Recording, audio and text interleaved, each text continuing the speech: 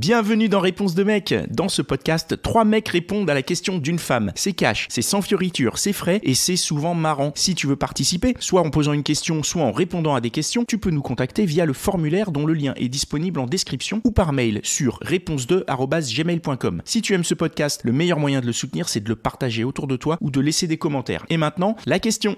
Alors moi, ma question c'était pourquoi vous êtes toujours plus attiré par les filles douces, timides et calmes, et moins par les filles extravagantes qui parlent fort et qui se démarquent par une grosse personnalité. C'est, Allez-y, hein. Il y a un côté, ouais, c'est pas faux quelque part, et en même temps, le côté fille qui s'impose, c'est pas toujours évident à gérer parce que ça fait. Alors après, moi, j'ai un. Attends, parce que fille qui s'impose, en gros, ce que tu dis, c'est qu'une fille qui s'impose, elle va plus s'attirer qu'une fille qui dit rien. C'est ça, hein? Non, là, c'est l'inverse que tu demandes. La question, c'est l'inverse. Ouais. J'ai pas compris. La question, c'était plus attiré par une fille qui dit rien? Par Non, une par les fille filles calme, timides. douce, timide, qui parle moins, on va dire. Ah, ok. Qui est moins extravagante. Mais du coup, c'est le calme. Tous les trois, vous êtes plus attirés par une fille calme? Je pense que moi de mon côté, ouais. Et toi? Ça dépend. J'ai un côté timide introverti, donc si j'ai en face une personnalité trop forte, je vais avoir tendance à m'écraser et sur du long terme, je vais pas être bien et ça va pas le faire. Et toi? Moi, je pense que ça dépend de beaucoup de choses en fait, et ça dépend déjà en fait dans quel état d'esprit je suis à l'instant T, et du fait que je bouge beaucoup, je fais beaucoup d'activités en fait. Par moment, c'est agréable d'être proche d'une femme calme, etc. quoi. Après, ça fait pas Ok. tout. Alors maintenant qu'on a défini, donc vous êtes tous les trois effectivement dans le cas que tu décris dans ta question. Alors, à part toi, mais du coup... Plus ou moins. Mais du coup, pourquoi? Donc toi, c'est quoi? C'est pourquoi tu es plus attiré par une fille calme? Parce qu'elle t'apaise par rapport au... Est-ce que tu En peux fait, développer? pour moi, c'est comme le yin et les yang, en fait. Je pense qu'il faut réussir à avoir l'un et l'autre, ce qui permet, en fait, de neutraliser un peu l'autre, en fait. Plus ou moins. Après, c'est vaste aussi, neutraliser, mais moi, je pense que ça apporte... comment je peux dire ça? C'est quoi, un équilibre dans le couple? Ouais, exactement. C'est ça, l'équilibre. L'équilibre, c'est complémentaire. Donc, je pense que parlant de moi, je sais que tout dépend en fait du feeling qu'il y a avec cette jeune femme. Mais tant que tu as ta personnalité, en fait, je pense que tu peux t'adapter. En fait en fonction de chaque femme et vice versa en fait. En fait, je pense qu'il faut pas faire de généralité non plus sur les caractères. Il n'y a pas une personne qui va être ultra explosive tout le temps et une autre qui va être dans son coin ultra timide. Il faut pas penser les extrêmes. Mais de manière générale, moi, dans mes 3 dernières relations, j'ai eu une personne assez calme et timide, un peu geek, ma copine actuelle avec qui je suis depuis 6 ans, qui est assez introvertie, et une copine que j'ai eue qui sortait beaucoup, qui avait vraiment beaucoup d'amis, qui avait beaucoup de répondants, qui avait plein d'activités tout le temps, et en fait c'était une relation dans laquelle je me sentais pas rassuré, déjà parce que c'est un peu bête à dire, hein, c'était il y a longtemps, mais une personne qui sort beaucoup sans toi, t'as plus d'inquiétude, ça peut développer de la jalousie aussi. Si elle a plein de potes, elle a plein de potes mecs aussi. Une personne plus timide, je vais aller un peu à l'extrême, mais elle va être entre guillemets plus dépendante de toi, et c'est vachement rassurant dans un couple d'être que tu sois pas la seule, mais une des peu de personnes qui fait partie de la vie de cette personne, et quelqu'un de plus calme, qui a une vie sociale un peu moins forte, qui a peut-être moins d'amis, mais des amis plus proches. Ça va faire des amitiés et des relations qui seront plus solides, plus saines et plus vraies. Moi, pour aller un peu plus loin, j'ai un exemple concret en fait. J'avais démarré une relation avec une femme qui s'est fait hospitaliser, donc en fait qui a subi une opération et du coup qui était un peu, on va dire, plus faible qu'à la normale. Mais du coup, moi, j'étais attentionné pour elle et ça se passait assez bien. Et à partir du moment où elle allait un peu mieux, du coup, elle a repris un peu du poil de la bête et on va dire sa personnalité à s'affirmer un peu plus, était plus présente. Et du coup, ça l'a pas fait parce que moi, je m'écrasais, j'arrivais plus à être moi. Après, de manière globale, je suis plutôt attiré par quand même des filles qui s'affirment et tout. Mais du coup, on va dire que d'expérience dans la relation, Si j'ai une personnalité trop forte en face, ben il y a peut-être un moment donné où l'équilibre dont tu parlais, il va être un peu cassé, parce que moi je vais pas savoir m'assumer suffisamment dans cette relation, et ça va peut-être casser. Donc autant sur le côté être attiré, non, quelqu'un à l'inverse trop timide, on la voit pas. Enfin, voilà, c'est pareil, les extrêmes un peu comme tu disais. Et non, quelqu'un qui s'affirme, c'est quand même attirant. Mais après, dans la relation, il faut voir comment l'équilibre se crée, en fait. Après, j'aimerais juste revenir sur le terme s'affirmer. Les personnes timides, c'est pas, de mon expérience, c'est pas du tout des gens qui s'affirment pas. Ouais, après, oui. Et une personne qui est timide, quand tu la vois comme ça et que tu la connais pas, très vite, tu te rends compte que quand tu passes du temps avec elle, la personne, elle est pas du tout timide et elle se dévoile vraiment fort. Et les relations que j'ai eues avec ces personnes, entre guillemets, timides, quand on était que tous les deux, c'était tout l'inverse de la personne extravertie. Donc voilà, encore une fois, on fait pas des généralités, chacun a sa personnalité différente. Mais tu parlais, Karim, d'équilibre tout à l'heure dans un couple. Moi, j'ai une personnalité assez forte, assez extravertie. Et du coup, d'avoir quelqu'un de plus calme, ça me permet de baisser un peu d'un niveau quand je suis avec elle. Et ça fait vraiment des moments de qualité. Une sorte de montagne russe, quoi. C'est ça. Non, Mais je te rejoins totalement. Tu sais, tu disais que je pense qu'on laisse pas forcément quand une personne a un comportement et qui est assez actif et l'autre qui est un peu plus timide, il faut le laisser le temps de s'adapter, de lui donner de la confiance pour que par la suite il puisse, on va dire, s'affirmer, quoi. Il y a quelqu'un qui est très extraverti, qui sort beaucoup. Moi, je sais que c'est quelque chose qui m'attire pas forcément parce que j'ai besoin de temps avec la personne à ne rien faire, entre guillemets. Et la personne avec qui j'étais, quand je la voyais, c'était en soirée avec ses potes, ses potes qui n'étaient pas forcément mes potes, et ça bougeait beaucoup tout le temps. Et les moments de qualité, on n'était que tous les deux, en fait, il n'y en avait pas tant que ça. Ouais, je te rejoins là-dessus. C'est vrai que le côté pouvoir passer du temps avec la personne, c'est important, ouais. Et que ça soit des moments de qualité, c'est vrai que... Bon, après, moi, je suis quelqu'un qui sort pas des masses, donc de ce côté-là, je suis plutôt adepte des moments privilégiés avec la personne, à partager des choses. Et voilà, c'est plus important. Enfin, c'est important qu'il y en ait beaucoup plus que des moments entre amis, quoi. Moi, j'ai l'impression, en fait, excusez-moi de vous couper le mec, j'ai l'impression que quelqu'un qui sort souvent ou j'ai l'impression que cette personne-là cherche peut-être à combler quelque chose. Après, c'est mon avis, hein. Mais je pense qu'il y a un degré d'être hyperactif, en fait. C'est quoi ce jugement sur quelqu'un qui sort souvent, qui a besoin de combler quelque chose? On peut juste sortir parce qu'on aime sortir. C'est parce vrai, que, exactement. Non, tu peux... Toi, Si, ça veut dire quoi? Tu je sors rejoins pas beaucoup? totalement. Tu sors Bah pas si, moi je beaucoup? pense... T'as quelque chose à combler ou comment ça se passe? Je pense que... ouais, mais bonne question. Hein. Bonne question. Non, mais je rebondis sur ce que tu dis, hein, puisque intéressant. d'après toi, tu penses que quelqu'un qui sort beaucoup, parce que c'est ça l'idée, ce que vous dites en gros, c'est que comme elle sort beaucoup, toi tu estimes qu'elle a quelque chose à combler, toi tu estimes que du coup ça fait des moments de moins bonne qualité ensemble. Ouais. Est-ce que ça vous remet vous en question, en fait, c'est ça? Ouais. Une femme extravagante, ça me fait peur, fragilise, ça te fait peur? Ah ouais, moi je trouve ça vachement impressionnant, en fait. Je disais, c'est assez égocentrique, hein, mais je disais tout à l'heure, une personne qui est un peu dépendante de toi parce qu'elle a moins de choses dans sa vie, ça fait un ego boost de malade. Alors qu'une personne qui a pas besoin de toi, qui est super indépendante, qui au moindre truc va pas du tout se laisser faire, non, ça c'est quelque chose de bien.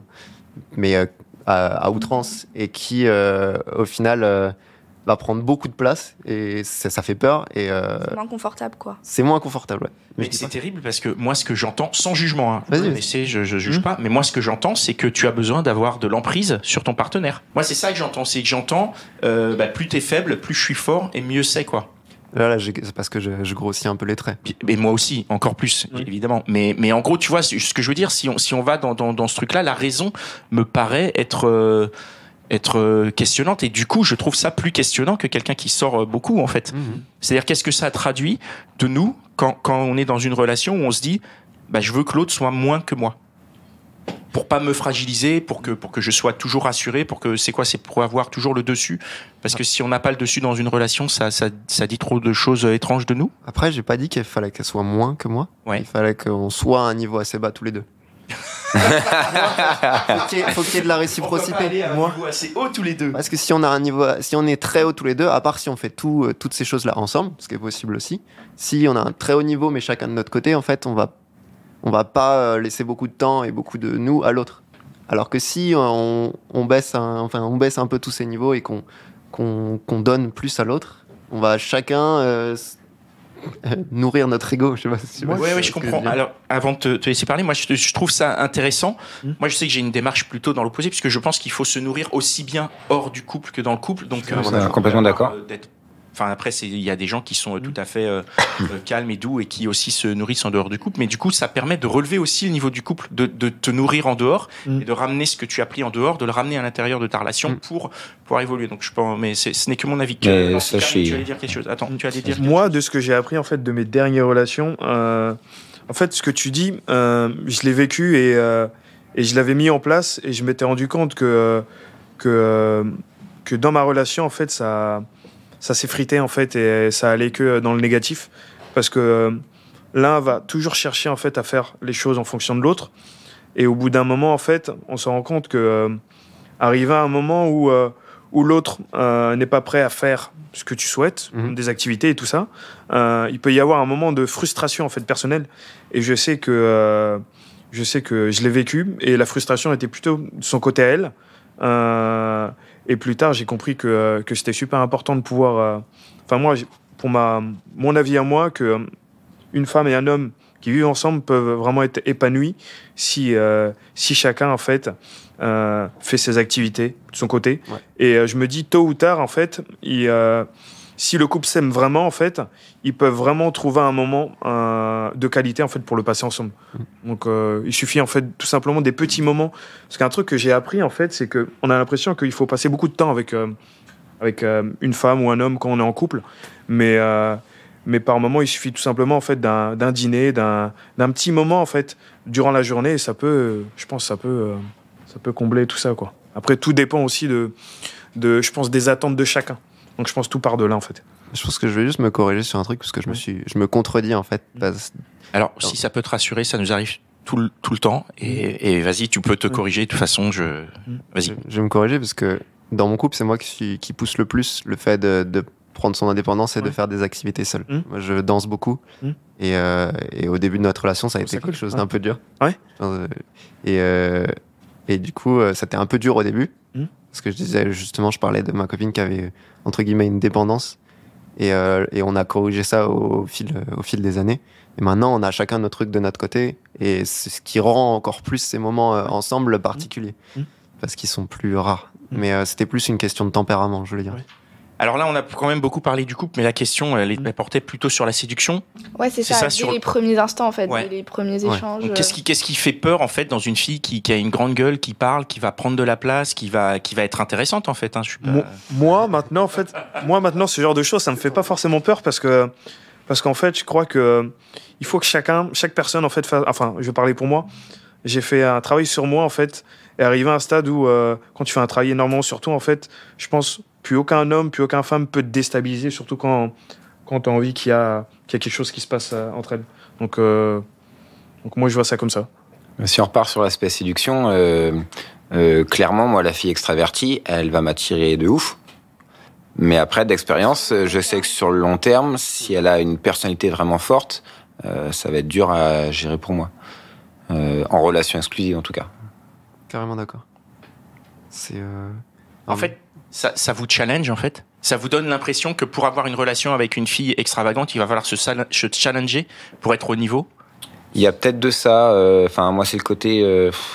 j'ai un côté assez consensuel, donc si j'ai quelqu'un en face qui est... Pareil, on dérive vite sur la relation, en fait, mais la personnalité trop forte qui s'impose et où il faut te challenger, enfin, c'est pas moi. Je me mets pas en couple avec quelqu'un pour être... entre guillemets inconfortable. Enfin, je me mets en couple parce que je suis bien, parce que c'est fluide et parce que c'est cool d'être ensemble, de passer du temps et ensemble et de partager des choses. Ouais. Je suis carrément d'accord avec le côté si une personne est ultra extravagante et elle sera du coup très intéressante, je pense que ça va un peu bouleverser mon quotidien sur une courte période, mais je pense que je me projetterai pas. Ce serait ce serait une expérience. C'est super intéressant, on va vivre des choses ensemble qui seront folles, qui vont être totalement différentes de ce que je fais d'habitude. Et pourtant, je pense que je vais vite m'en lasser. Ça t'a aidé un peu Ouais, j'ai l'impression que surtout, elle correspond pas, cette fille-là, au schéma de couple que vous attendez ou que... Ouais. ou classique, on va dire, peut-être aussi. Bah ça, il est clair qu'il y a un truc que la société renvoie, que oui, c'est un truc qui est assez éternel, que la femme doit être obéissante et que son mari, dans le couple exclusif, ça, on est tous assujettis. On est tous assujettis à ça, quoi. Moi, je pense qu'une femme qui est extravagante, en fait, elle peut changer, en fait, comme tout homme aussi. Et je pense qu'il faut pas forcément s'attarder à ça. Je passe le fond de ton propos là. Ça veut dire quoi? Non, qu'il faut pas s'attarder à ça, tu vois. Elle est extravagante, mais je vais la calmer. Non, mais qu'il faut. Non, ça c'est. Non, ça c'est. Non, justement. Non, moi je pense que Mais en fait, je pense que dans tous les cas, il faut pas trop s'attarder à des choses comme ça parce que quand il y a quelque chose qui se passe avec une personne, tout peut changer en fait. Bien sûr. Donc, il faut pas rester. Mais au moment de la séduction, c'est vrai que. Parfois, on a tendance à se dire, vas-y, elle a trop une grande bouche, ça va être compliqué. Et en fait, c'est ça. Hein, si je résume, c'est ça. Après, moi, je sais que c'est le contraire. À titre perso, je préférerais quelqu'un qui a une grande gueule, comme ça, au moins, ça me fait un divertissement. Qui a un peu de chance, c'est un truc, elle va aller embrouiller machin et tout, ça peut être marrant, tu vois. Ouais. Mais toi, t'es team. Vu ça comme ça, ouais. Timide. C'est-à-dire, je suis team quel type de personne je suis? Ouais. Je sais pas, je crois que je suis un peu des deux. Est-ce que t'es... En fait, il y a un temps pour tout, donc en fait, ça dépend si on arrive à s'adapter aussi aux gens. Mais non, si on me rencontre en soirée, je peux être... je suis souvent le clown, souvent la meuf qui fait rire tout le monde, et ça fait beaucoup rire les garçons. Mais du coup, je me pose la question, est-ce que ça renvoie pas une image un peu... péjoratif du coup, je sais pas. En fait, c'est juste un questionnement que je me. Mais bien sûr, mais on est là pour ça. On est là pour que tu poses des questions et que messieurs répondent. Du coup, est-ce que concrètement, les garçons qui rigolent, ils viennent te voir? Ouais, mais c'est pour souvent c'est à court terme. Et bah oui, on est un divertissement en fait sur le et du coup c'est souvent à court terme quoi. Il y a jamais de je sais pas. Après moi j'ai l'impression aussi que c'est vachement ancré dans notre société et après là je vais peut-être partir sur un débat féministe, mais pour moi les filles qui sont attirantes, c'est celles qui sont un peu des plantes quoi. Mais je sais pas si Ah non, ça c'est pas vrai ça. Enfin, pour moi c'est pas vrai en tout cas. Big up à ma copine, tu es une plante. Non, mais je sais pas, j'ai eu cette discussion avec une amie qui est très féministe, donc c'est peut-être pour ça qu'elle m'a un peu... Oui. Ouais, elle m'a dit, j'ai lu des livres et tout, et on sait qu'une femme, elle est faite pour se la fermer, et que les garçons, en fait, une fille qui parle trop fort, qui rigole trop fort, Alors, tout ça, c'est pas attirant. Après, c'est pas de leur faute, c'est juste que c'est ancré, quoi. Enfin, c'est inconscient. Si je peux nuancer, il y a aussi la notion de, certes, tu parles fort, tu ris fort, mais tu dis quoi?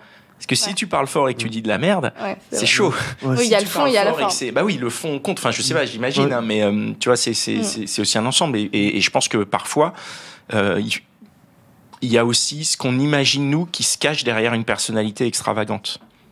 Donc, si tu parles fort, pourquoi? Et qu'est-ce que tu dis fort? Pourquoi tu le dis? Et du coup, ça pose peut-être des questionnements qu'on ne pose pas quand on a une personnalité plus calme et plus timide et où on peut projeter peut-être plus de choses. Ouais, par exemple, ouais. Après, est-ce que je peux faire le parallèle avec les mecs? Parce que là, on fait vachement de différences. Ouais. Et moi, j'ai l'impression qu'on parle exactement la même chose que des connards et des gentils, en fait. Que les meufs, elles sont attirées par les connards. Elles vont passer du temps avec les connards, mais ça va plus jamais durer longtemps. Et une fois qu'elles ont 30 plus, elles veulent se poser avec un gentil. Le mec qui n'a jamais eu personne. Et c'est les plantes, quoi. C'est les mêmes personnes dont on parle, des filles timides. Est-ce que c'est pas exactement la même chose? Ça peut se comparer. Après, là, on parle plus, le connard, il est pas... comme tu l'entends, c'est le mec qui va briser le cœur à une fille. Ouais, c'est le méga beau gosse qui est le tombeur. Ouais, dans le rapport de séduction, quand on entend connard, on entend le gars qui s'assume, qui est là, et puis on sait ses intentions derrière, quoi, en fait. Qui rigole fort. Donc en fait, vous avez peur de... Comme les filles ont peur des connards, vous avez peur des filles qui parlent fort et qui sont... Alors, les filles n'ont pas peur des connards, les filles sont attirées à mort par Voilà, c'est ça. Et Nous, on est attirés par les meufs. C'est attiré. C'est juste que moi, je sais que... Ok, vous savez que ça marche pas sur le long terme. Sur le long terme, ouais, ça peut être compliqué. C'est fille à problème, quoi. vous voulez les termes, on va donner les termes. Fille à problème, donc du coup, fille à problème pour toi. C'est-à-dire, tu sais que toi, tu vas avoir des problèmes. C'est ça, ce n'est pas du tout qu'il va y avoir des conflits. Généralisation. Ok. Bon, bah merci. Est-ce que ta question, est-ce que tout ça apporte une réponse à ta question? Ouais, c'est un mash-up de... Un mash-up, c'est un bon gros mash-up. Ouais. Merci de vous être prêté au jeu. Merci beaucoup. Et voilà, c'est tout pour aujourd'hui. J'espère que l'épisode t'a plu. Si c'est le cas, partage-le autour de toi. Ça se trouve, il y a quelqu'un dans ton entourage qui a besoin d'entendre ce qui s'est dit dans cet épisode. Si t'as envie d'en découvrir encore plus, tu peux aussi aller écouter Réponse de Meuf, c'est complémentaire. Et si t'as envie de participer, soit en posant une question, soit en répondant à des questions, tu peux nous contacter sur réponse2@gmail.com ou passer par le formulaire, le lien est disponible en description. Encore merci pour ton attention, on se retrouve ici même la semaine prochaine.